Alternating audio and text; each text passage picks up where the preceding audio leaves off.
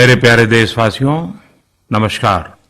आप सब लॉकडाउन में इस मन की बात को सुन रहे हैं। इस मन की बात के लिए आने वाले सुझाव, फोन कॉल की संख्या सामान्य रूप से कई गुना ज्यादा है। कई सारे विषयों को अपने अंदर समेट आपकी यह मन की बातें मेरे तक पहुंची हैं। मैंने कोशिश की है कि इनको ज्यादा से ज्यादा पढ़ पाऊं, सुन पाऊं। आपकी बातों से कई ऐसे पहलू जानने को मिले हैं जिन पर इस आपाधापी में ध्यान ही नहीं जाता है। मेरा मन करता है कि युद्ध के बीच हो रही इस मन की बात में उन्हीं कुछ पहलुओं को आप सभी देशवासियों के साथ बांटूं। साथियों, भारत की कोरोना के खिलाफ लड़ाई सही मायने में पीपल ड्रिवन है।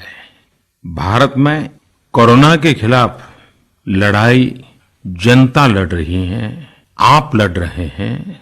जनता के साथ मिलकर शासन प्रशासन लड़ रहा है। भारत जैसा विशाल देश जो विकास के लिए प्रयत्नशील है, गरीबी से निर्णायक लड़ाई लड़ रहा है। उसके पास कोरोना से लड़ने और जीतने का यही एक तरीका है। और हम भाग्यशाली हैं कि आज पूरा देश का हर नागरिक, जन जन इस लड़ाई का सिपाही है, लड़ाई का नेतृत्व कर रहा है। आप कहीं भी नजर डालिए, आपको एहसास हो जाएगा कि भारत की लड़ाई पीपल ड्रिवन है। जब पूरा विश्व इस महामारी के संकट से जूझ रहा है, भविष्य में जब इसकी चर्चा होगी, उसकी तौर तरीकों की चर्चा होगी, मुझे विश्वास है कि भारत की ये पीपल ड्रिवन लड़ाई, इसकी जरूर चर्चा होगी। पूरे देश में, गली मोहल्लों में, जगह जगह पर आज लोग एक दूसरे की सहायता के लिए आगे आए हैं। गरीबों के लिए खाने से लेकर राशन की व्यवस्था हो, लॉकडाउन का पालन हो, अस्पतालों की व्यवस्था हो, मेडिकल इक्विपमेंट का देश में ही निर्माण हो। आज पूरा देश एक लक्ष्य, एक दिशा, साथ साथ चल रहा है। ताली, थाली, दिया, मोमबत्ती, इन सारी चीजों ने जो भावनाओं को जन्म दिया, जिस जज्बे से देशवासियों ने कुछ न कुछ करने की ठान ली, हर किसी को इन बातों ने प्रेरित किया है। शहर हो या गांव, ऐसा लग रहा है जैसे देश में एक बहुत बड़ा महायज्ञ चल रहा है, जिसमें हर कोई अपना योगदान देने के लिए आतुर है। हमारे किसान भाई बहनों को ही देखिए, एक तरफ वो इस महामारी के बीच अपने खेतों में दिन रात मेहनत कर रहे हैं और इस बात की भी चिंता कर रहे हैं कि देश में कोई भी भूखा न सोए। हर कोई अपने सामर्थ्य के हिसाब से इस लड़ाई को लड़ रहा है। कोई किराया माफ कर रहा है, तो कोई अपनी पूरी पेंशन या पुरस्कार में मिली राशि को पीएम केयर्स में जमा करा रहा है। कोई खेत की सारी सब्जियां दान दे रहा है, तो कोई हर रोज सैकड़ों गरीबों को मुफ्त भोजन करा रहा है। कोई मास्क बना रहा है। कहीं हमारे मजदूर भाई बहन क्वारंटीन में रहते हुए जिस स्कूल में रह रहे हैं, उसकी रंगाई पुताई कर रहे हैं। साथियों, दूसरों की मदद के लिए आपके भीतर हृदय के किसी कोने में जो ये उमड़ता घुमड़ता भाव है ना, वही कोरोना के खिलाफ भारत की इस लड़ाई को ताकत दे रहा है। वही इस लड़ाई को सच्चे मायने में पीपल ड्रिवन बना रहा है। और हमने देखा है पिछले कुछ साल में हमारे देश में यह मिजाज बना है, निरंतर मजबूत होता रहा है। चाहे करोड़ों लोगों का गैस सब्सिडी छोड़ना हो, लाखों सीनियर सिटीजन का रेलवे सब्सिडी छोड़ना हो, स्वच्छ भारत अभियान का नेतृत्व लेना हो, टॉयलेट बनाने हो, अनगिनत बातें ऐसी है। इन सारी बातों से पता चलता है हम सबको एक मन, एक मजबूत धागे से पिरो दिया है। एक होकर देश के लिए कुछ करने की प्रेरणा दी है। मेरे प्यारे देशवासियों, मैं पूरी नम्रता पूर्वक, बहुत ही आदर के साथ आज 130 करोड़ देशवासियों की इस भावना को सर झुका करके नमन करता हूं। आप अपनी भावना के अनुरूप देश के लिए अपनी रुचि के हिसाब से, अपने समय के अनुसार कुछ कर सके, इसके लिए सरकार ने एक डिजिटल प्लेटफॉर्म भी तैयार किया है। ये प्लेटफॉर्म है covidwarriors.gov.in। मैं दोबारा बोलता हूं, covidwarriors.gov.in। सरकार ने इस प्लेटफॉर्म के माध्यम से तमाम सामाजिक संस्थाओं के वॉलंटियर्स, सिविल सोसाइटी के प्रतिनिधि और स्थानीय प्रशासन को एक दूसरे से जोड़ दिया है। बहुत ही कम समय में इस पोर्टल से 1.25 करोड़ लोग जुड़ चुके हैं।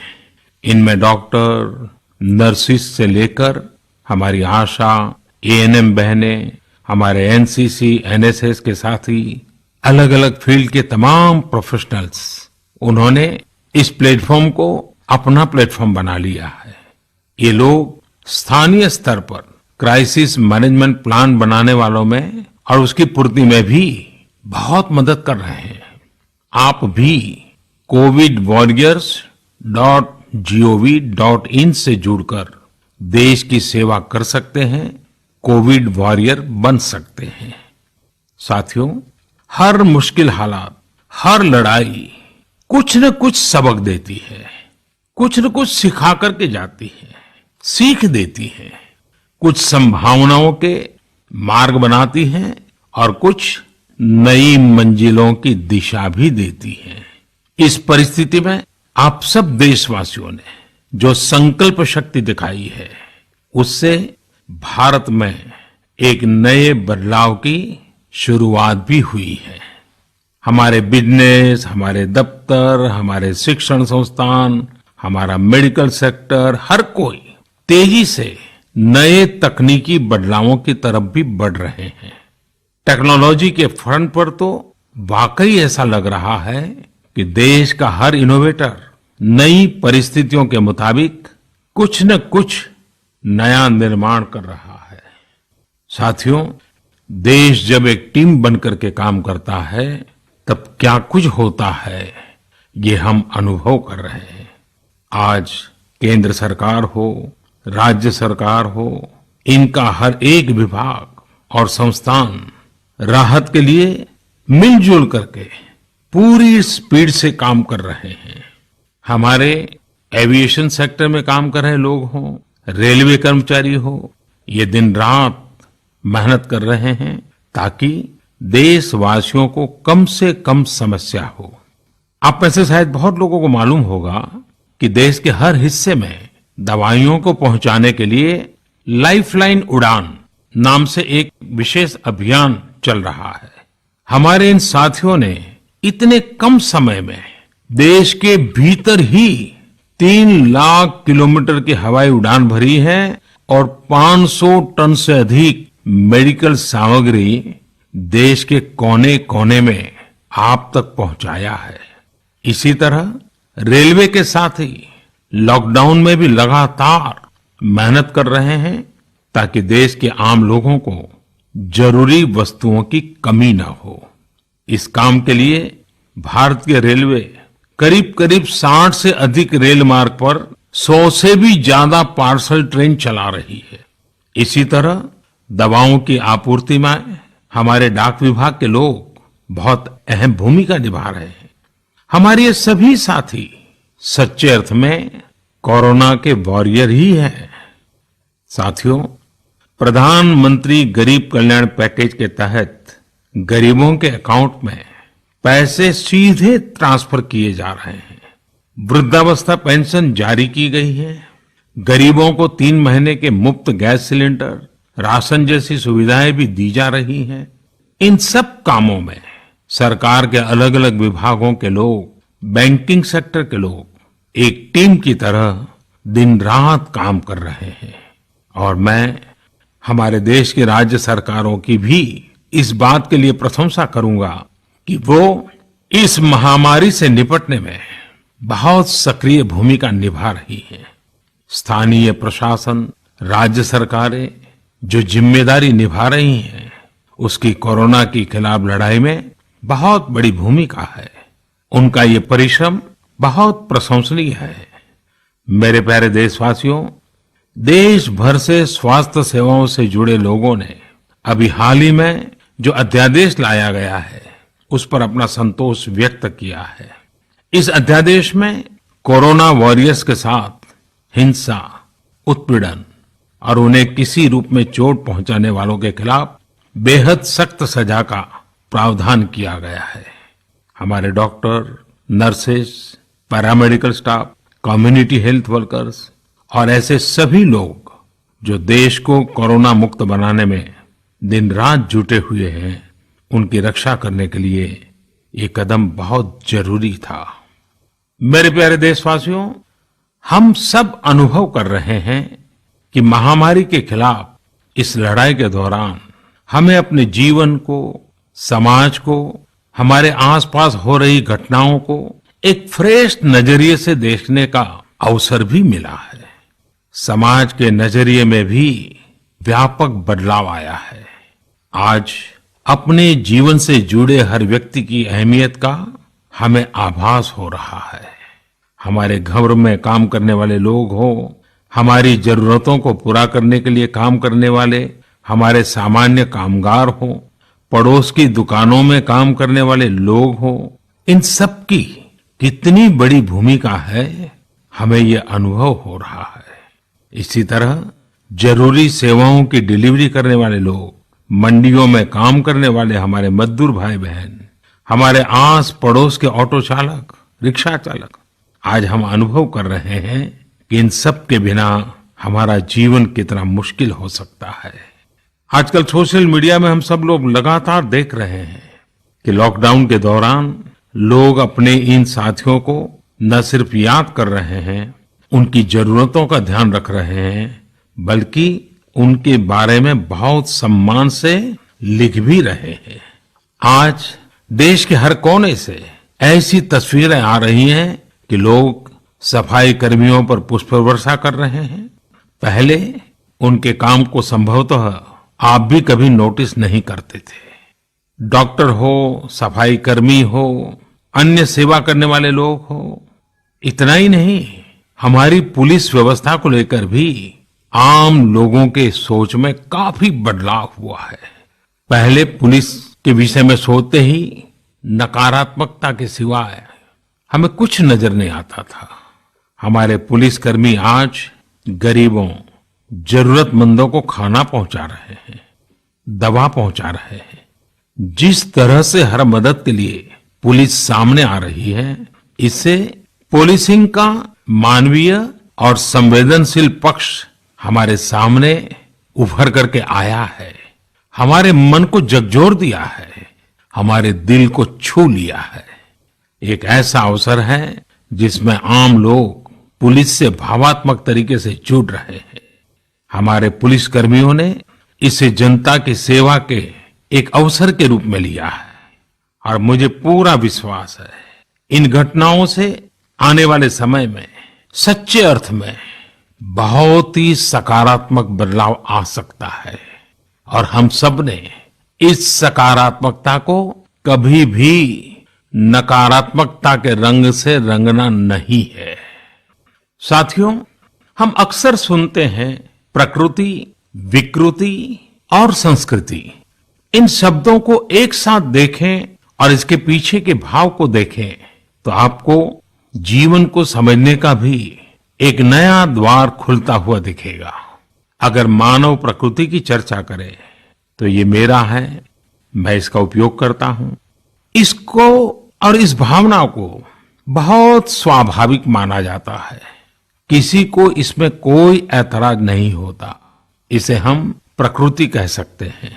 लेकिन जो मेरा नहीं है, जिस पर मेरा हक नहीं है, उसे मैं दूसरे से छीन लेता हूं, उसे छीनकर उपयोग में लाता हूं तो हम इसे विकृति कह सकते हैं।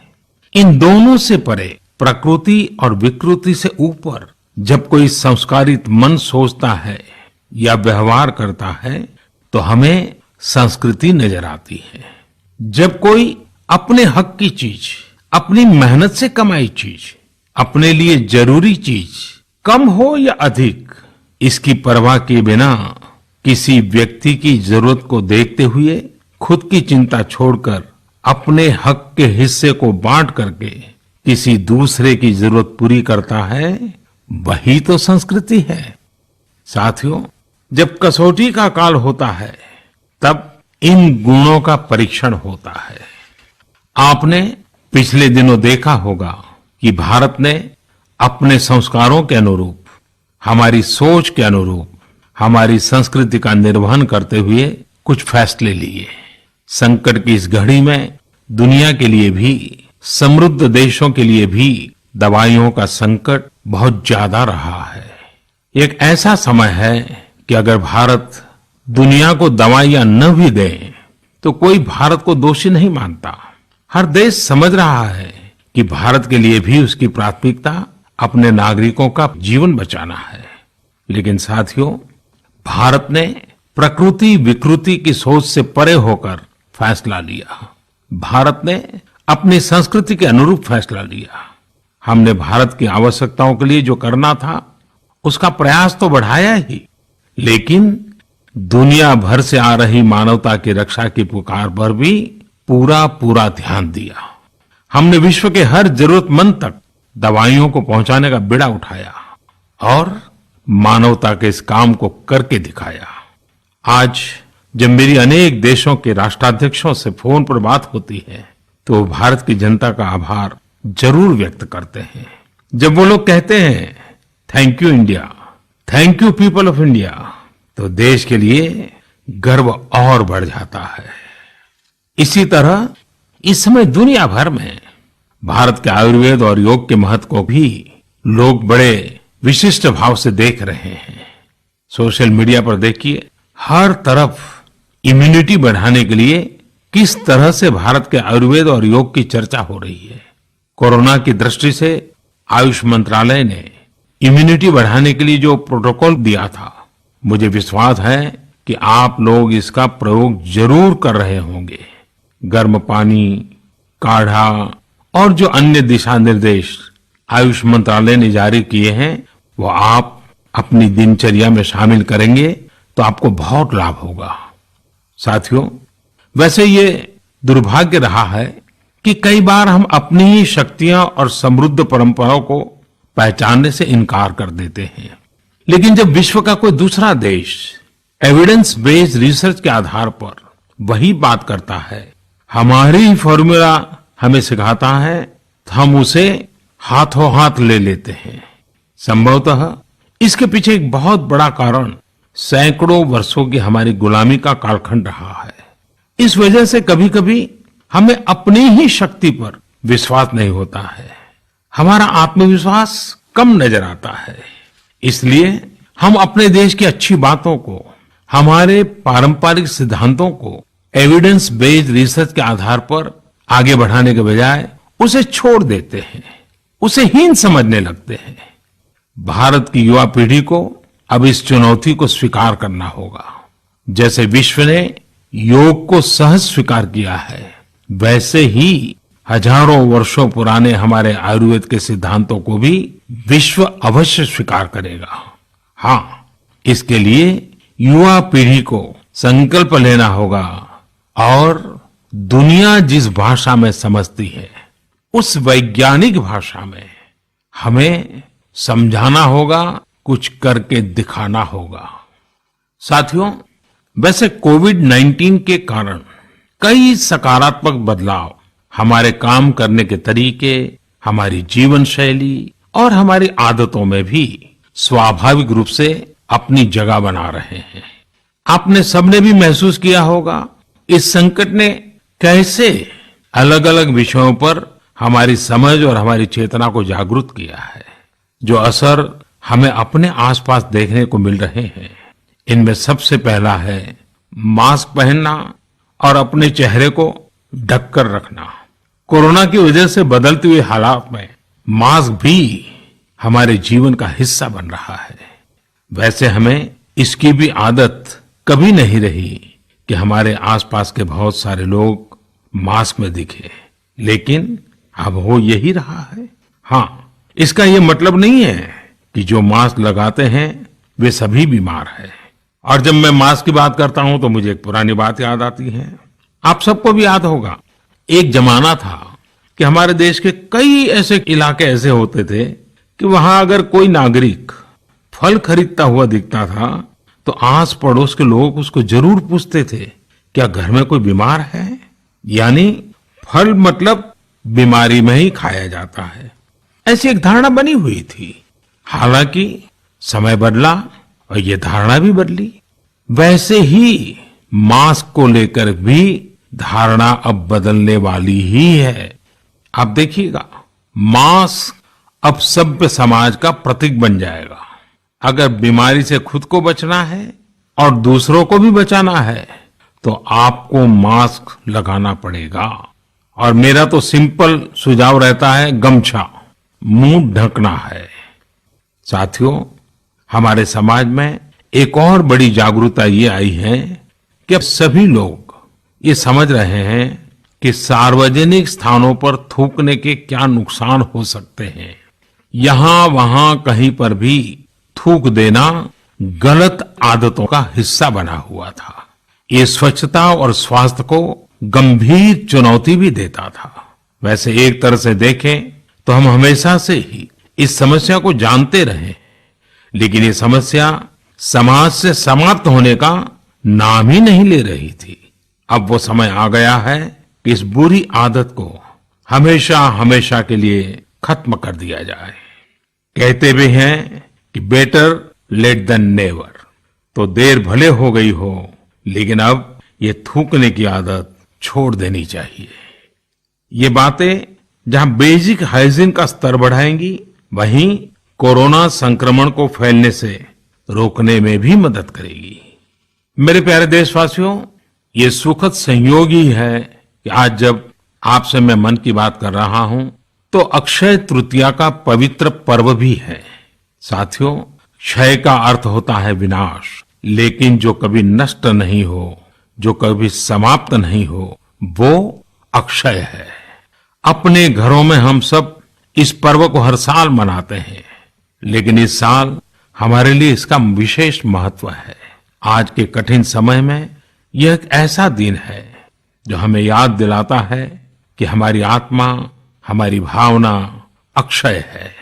यह दिन हमें याद दिलाता है कि चाहे कितनी भी कठिनाइयां रास्ता रोके, चाहे कितनी भी आपदाएं आए, चाहे कितनी भी बीमारियों का सामना करना पड़े, इनसे लड़ने और जूझने की मानवीय भावनाएं अक्षय है। माना जाता है कि यही वो दिन है जिस दिन भगवान श्री कृष्ण और भगवान सूर्यदेव के आशीर्वाद से पांडवों को अक्षय पात्र मिला था। अक्षय पात्र यानी एक ऐसा बर्तन जिसमें भोजन कभी समाप्त नहीं होता है।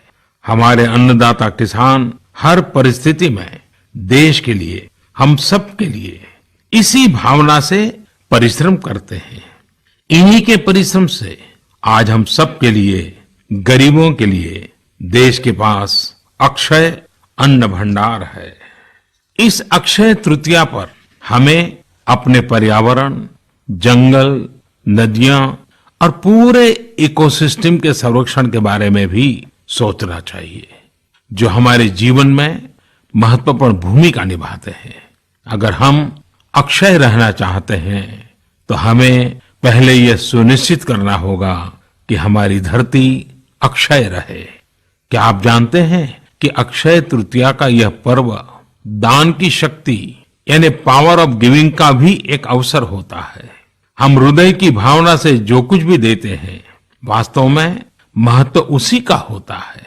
यह बात महत्वपूर्ण नहीं है कि हम क्या देते हैं और कितना देते हैं। संकट के इस दौर में हमारा छोटा सा प्रयास हमारे आसपास के बहुत से लोगों के लिए बहुत बड़ा संबल बन सकता है। साथियों, जैन परंपरा में भी यह बहुत पवित्र दिन है, क्योंकि पहले तीर्थंकर भगवान ऋषभदेव के जीवन का यह एक महत्वपूर्ण दिन रहा है।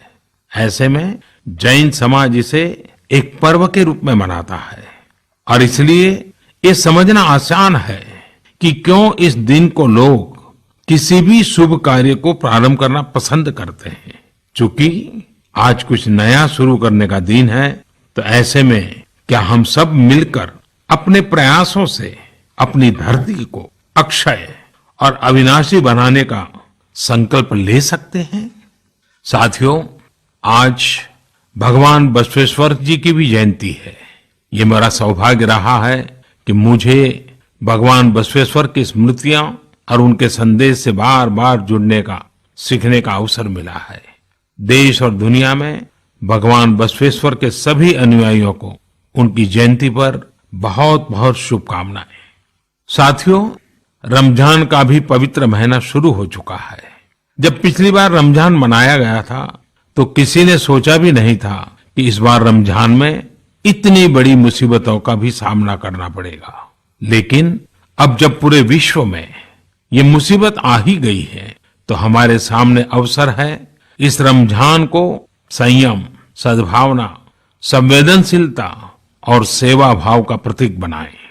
इस बार हम पहले से ज्यादा इबादत करें, ताकि ईद आने से पहले दुनिया कोरोना से मुक्त हो जाए और हम पहले की तरह उमंग और उत्साह के साथ ईद मनाएं। मुझे विश्वास है कि रमजान के इन दिनों में स्थानीय प्रशासन के दिशा निर्देशों का पालन करते हुए कोरोना के खिलाफ चल रही इस लड़ाई को हम और मजबूत करेंगे। सड़कों पर, बाजारों में, मोहल्लों में फिजिकल डिस्टेंसिंग के नियमों का पालन अभी बहुत आवश्यक है। मैं आज उन सभी कम्युनिटी लीडर्स के प्रति भी आभार प्रकट करता हूं, जो 2 गज दूरी और घर से बाहर नहीं निकलने को लेकर लोगों को जागरूक कर रहे हैं। वाकई कोरोना ने इस बार भारत समेत दुनिया भर में त्योहारों को मनाने का स्वरूप ही बदल दिया है, रंग रूप बदल दिए हैं। अभी पिछले दिनों ही हमारे यहाँ भी बिहू, बैसाखी, पुथंडू, विशु, ओडिया न्यू ईयर ऐसे अनेक त्योहार आए। हमने देखा कि लोगों ने कैसे इन त्योहारों को घर में रहकर और बड़ी सादगी के साथ और समाज के प्रति शुभ चिंतन के साथ त्योहारों को मनाया। आमतौर पर वे इन त्योहारों को अपने दोस्तों और परिवारों के साथ पूरे उत्साह और उमंग के साथ मनाते थे, घर के बाहर निकलकर अपनी खुशी साझा करते थे। लेकिन इस बार हर किसी ने संयम बरता, लॉकडाउन के नियमों का पालन किया। हमने देखा है कि इस बार हमारे ईसाई दोस्तों ने ईस्टर भी घर पर ही मनाया है। अपने समाज, अपने देश के प्रति ये जिम्मेदारी निभाना आज की बहुत बड़ी जरूरत है। तभी हम कोरोना के फैलाव को रोक पाने में सफल होंगे, कोरोना जैसे वैश्विक महामारी को परास्त कर पाएंगे। मेरे प्यारे देशवासियों, इस वैश्विक महामारी के संकट के बीच आपके परिवार के एक सदस्य के नाते, और आप सब भी मेरे ही परिवारजन हैं, तब कुछ संकेत करना, कुछ सुझाव देना, ये मेरा दायित्व भी बनता है। मेरे देशवासियों से मैं आपसे आग्रह करूंगा, हम कतई अति आत्मविश्वास में न फंस जाएं। हम ऐसा विचार न पाल लें कि हमारे शहर में, हमारे गांव में, हमारी गली में, हमारे दफ्तर में अभी तक कोरोना पहुंचा नहीं है, इसलिए अब पहुंचने वाला नहीं है। देखिए, ऐसी गलती कभी मत पालना। दुनिया का अनुभव हमें बहुत कुछ कह रहा है और हमारे यहाँ तो बार बार कहा जाता है, सावधानी हटी तो दुर्घटना घटी। याद रखिए, हमारे पूर्वजों ने हमें इन सारे विषयों में बहुत अच्छा मार्गदर्शन किया है। हमारे पूर्वजों ने कहा है, अग्नि ही शेषम ऋण शेषम व्याधि शेषम तथैव च पुनः पुनः प्रवर्धेत तस्मात् शेषम न कार्येत। अर्थात हल्के में लेकर छोड़ दी गई आग, कर्ज और बीमारी मौका पाते ही दोबारा बढ़कर खतरनाक हो जाती है। इसलिए इनका पूरी तरह उपचार बहुत आवश्यक होता है। इसलिए अति उत्साह में स्थानीय स्तर पर कहीं पर भी कोई लापरवाही नहीं होनी चाहिए। इसका हमेशा हमेशा हमने ध्यान रखना ही होगा। और मैं फिर एक बार कहूंगा, 2 गज दूरी बनाए रखिए, खुद को स्वस्थ रखिए। 2 गज दूरी बहुत है जरूरी। आप सबके उत्तम स्वास्थ्य की कामना करते हुए मैं मेरी बात को समाप्त करता हूं। अगली मन की बात के समय जब मिले तब इस वैश्विक महामारी से कुछ मुक्ति की खबरें दुनिया भर से आए, मानव जात इन मुसीबतों से बाहर आए, इसी प्रार्थना के साथ आप सबका बहुत बहुत धन्यवाद।